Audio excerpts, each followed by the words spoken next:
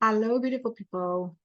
So something that might really help you if you're having revved up thoughts and anxiety or stress thoughts all the time that you can't stop them running in your mind.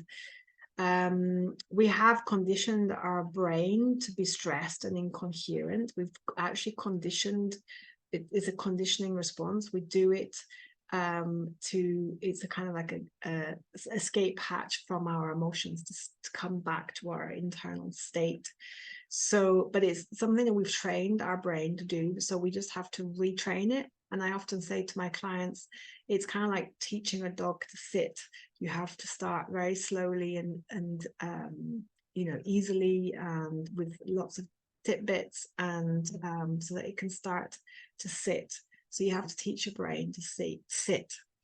And the stress and the stressful thoughts and the anxiety that happens in our brain creates incoherent thinking.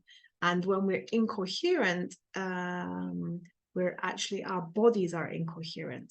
So there's lots of information going up and down, and it doesn't know whether it should be in fight or flight or freeze or rest and digest. And there's lots of information coming in all the time, and it's all like this big chaotic big mess.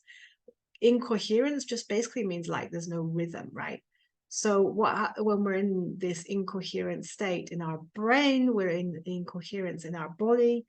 And this frantic brainwave pattern is called the beta level brainwave, right? So we're active. It's very, very active.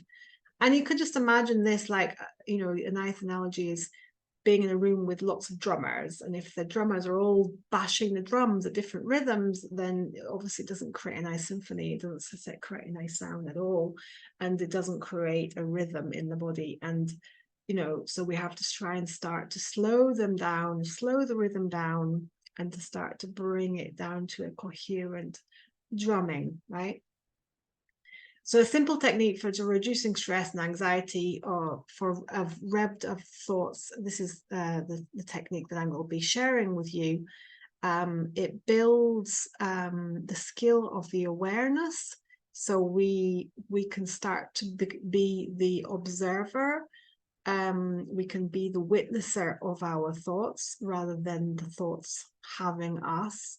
We can start to create a sense of distance between our thoughts and our the thoughts that we're having in ourselves. This also helps with that. So it builds this sense of having us being the observer, or having the observer or witnesser stance of the experience rather than the experience having us. So we have to remember that we're not our body, we're not our thoughts, and we're not our emotions.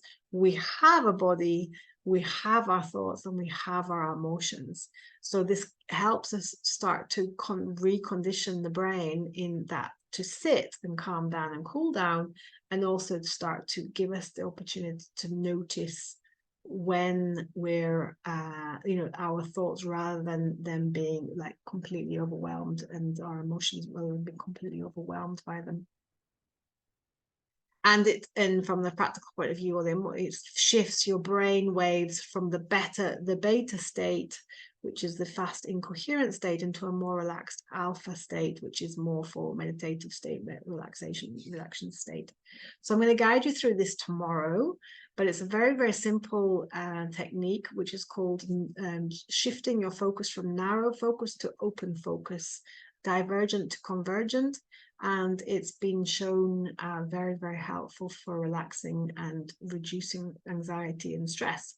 So with that, I love you and leave you until tomorrow. Bye for now.